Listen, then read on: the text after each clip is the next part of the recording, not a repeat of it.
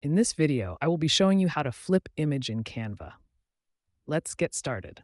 First, I'm on the Canva homepage, scrolling through various templates and my recent designs to find the right project. I'll select this beauty and spa template and click Customize this template to open it in the editor. Now that the design is loaded, I'll show you how to change the orientation of your elements. I'll start by clicking on the photo in the top right corner.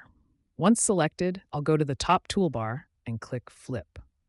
I have two choices here. First, I'll click Flip Horizontal to mirror the image, and then I'll click Flip Vertical to turn it upside down.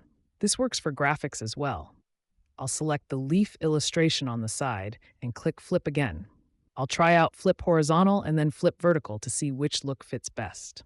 To finish up, I'll select the bottom photo, click Flip once more, and choose Flip Horizontal to balance the layout. It's a quick and easy way to customize your visuals.